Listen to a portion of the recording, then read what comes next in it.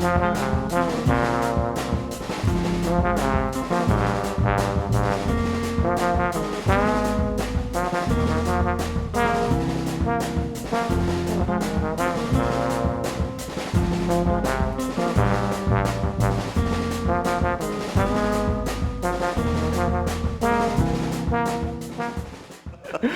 speaking of characters, you managed to write G.I. Joe consistently it ran for about 12 years originally at Marvel, 155 issues.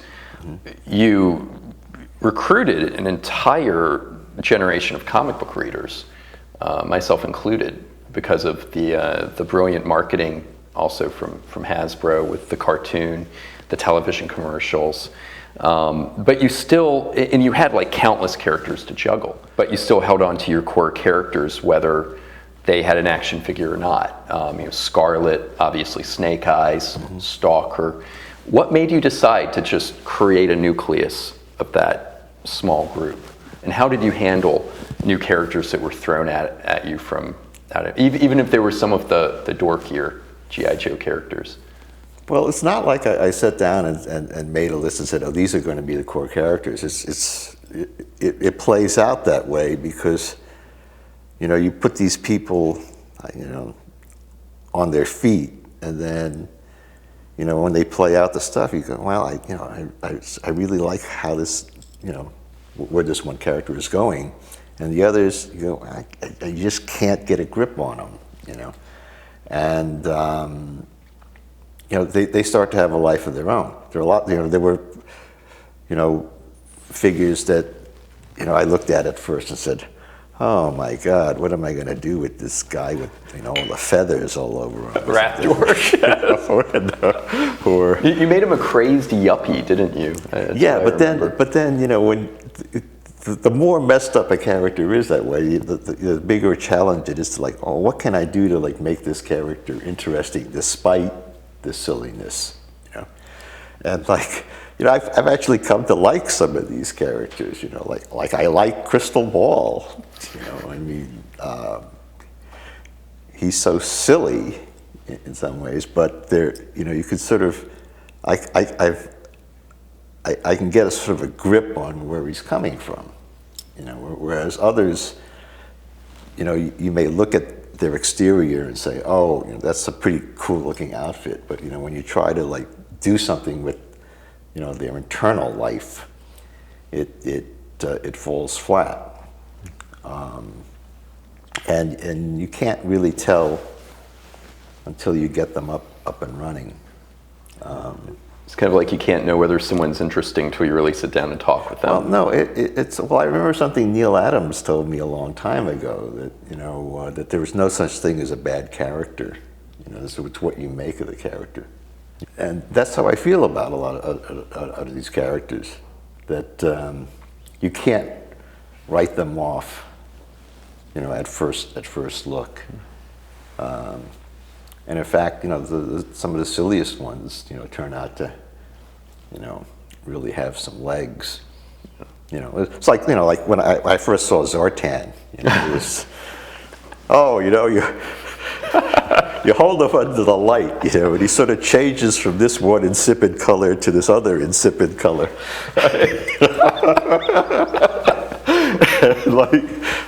I'm telling you that nobody in the room was impressed.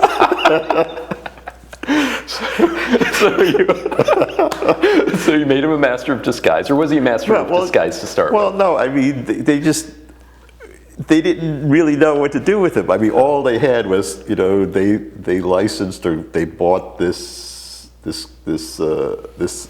light effect process, so it was a gimmick, rather than a character, So I had to evolve a character to fit the gimmick.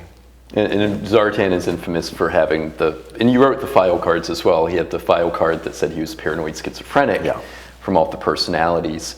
That got all this flack from actual paranoid schizophrenics. A friend of mine who's a shrink said, well, what did you expect? They're paranoid.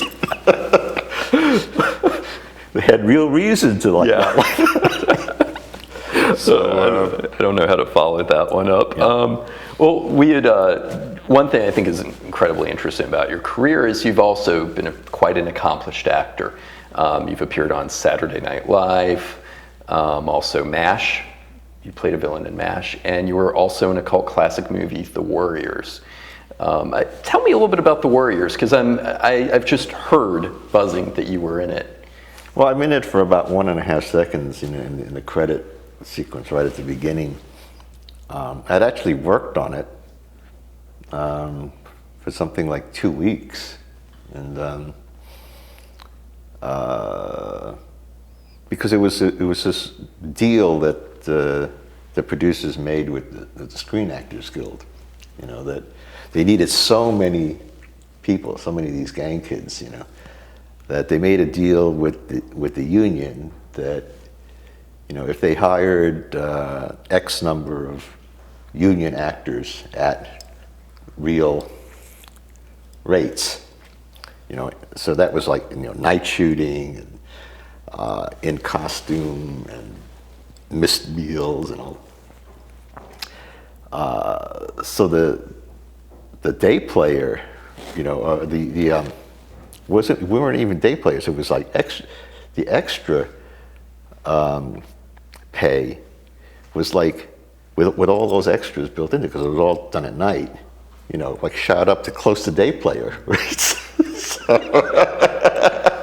But the deal was that they would hire so many SAG actors at that rate if they could hire all these, non-union guys for like $20 a day or something. And there was so many of these scenes where they had big crowds, that we got a lot of work out of it.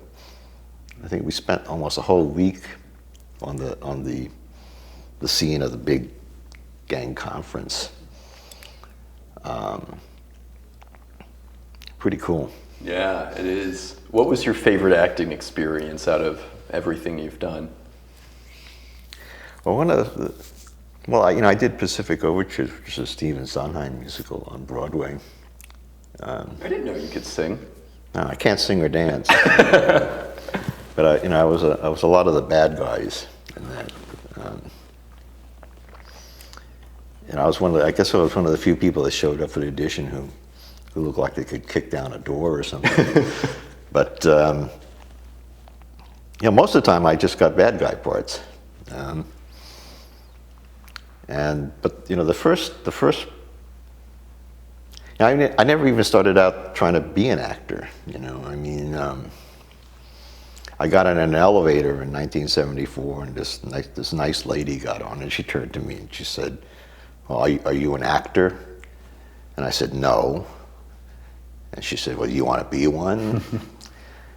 And she was a producer, and she was casting this off-Broadway production of Moby Dick down at the South Street Seaport. And I got the gig. I was one of the harpooners. I had to stand there in a loincloth holding a big spear, basically.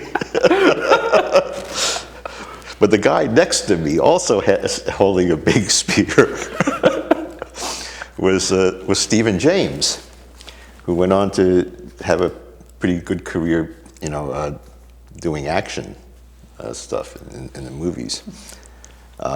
So we got to be friends, and he was a funny guy. That was a fun time. What did you learn as an actor that you could later bring back as a writer in terms of character, and really putting yourself in the shoes of the characters you're writing? Well, the main thing I learned as an actor that pertains to writing is to always, when I write dialogue, to say it out loud myself, to see if it rolls off the tongue. I don't know how many times I've gotten scripts and the dialogue was impossible to say, and that's pretty bad in a play or a movie or a TV show, but you know, it's also bad like on the page. Yeah. You know, because you're, you know, in your head you're saying it, and if it doesn't, you know, really roll, then